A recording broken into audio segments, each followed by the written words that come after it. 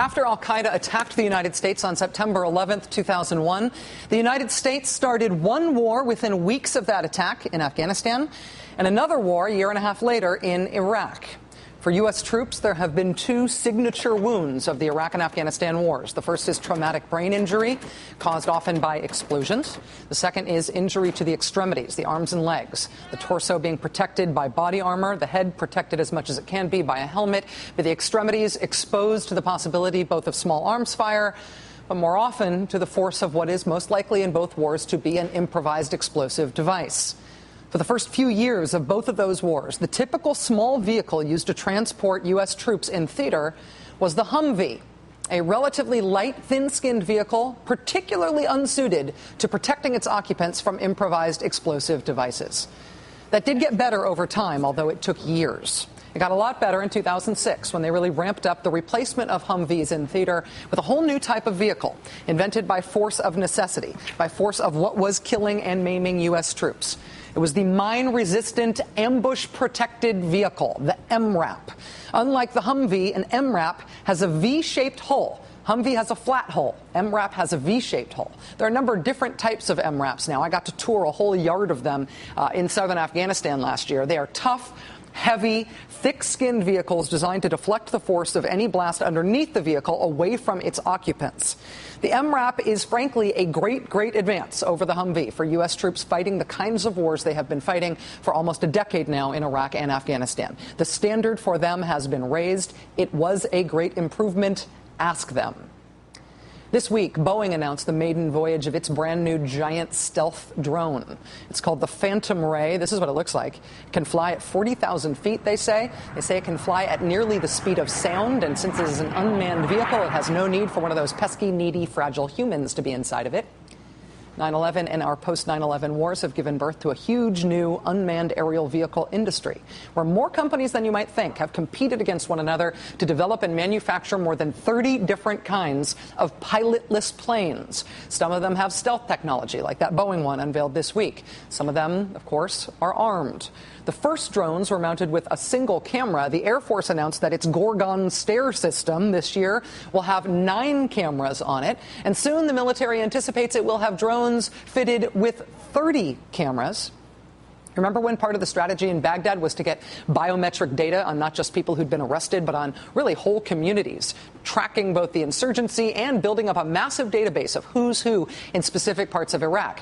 Now, what would once have just been done with plain old fingerprints and ID cards, instead is fingerprints integrated with retinal scans, with integrated also with facial recognition software.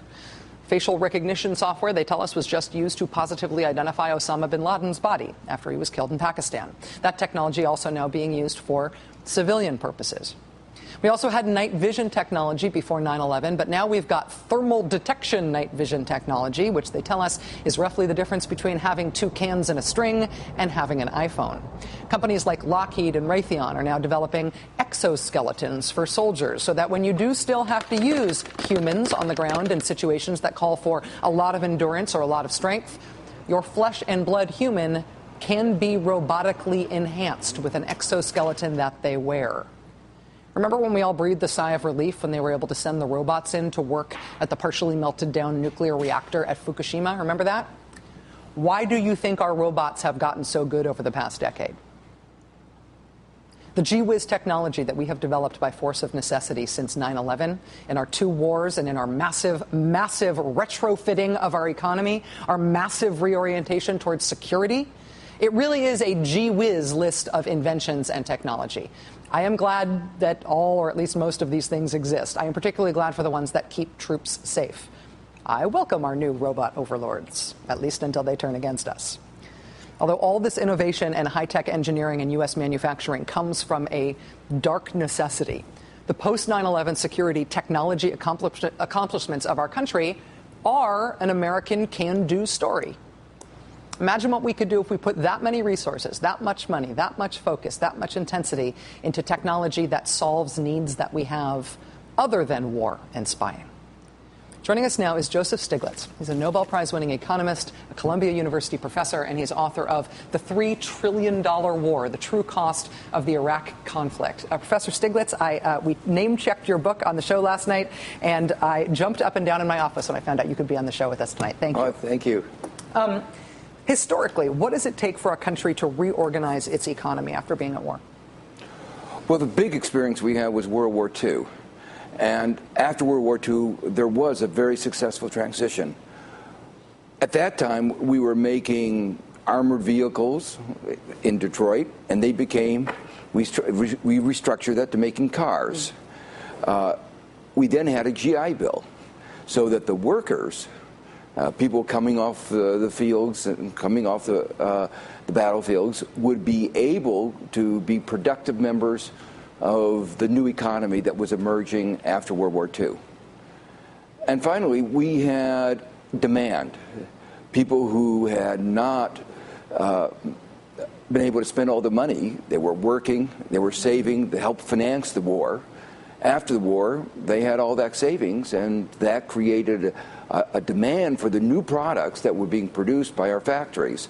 And that led to this period of prosperity that followed World War II.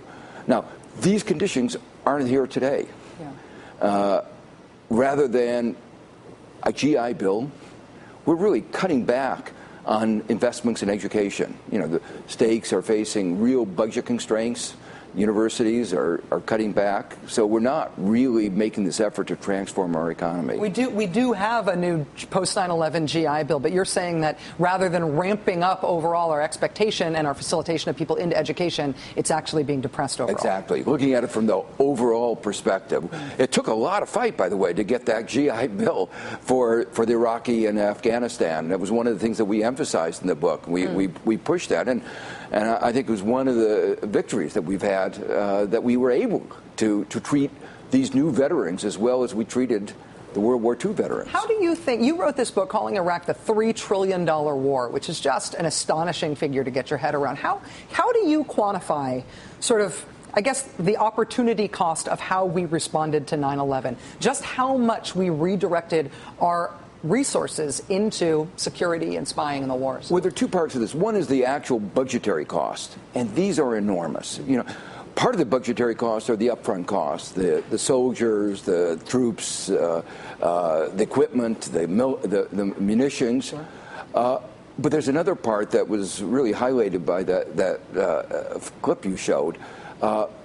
It will cost us almost $1 trillion to pay for the health care costs and disability payments of those coming back from Iraq and Afghanistan that are disabled. Wow. It's an amazing number. So those are the budgetary costs, money that could have been spent by the government for strengthening our education, investing in technology, technology that would have produced goods that really strengthen our competitiveness. But the other part is the impact on our economy, that it's diverted resources to war that could have been used in other ways.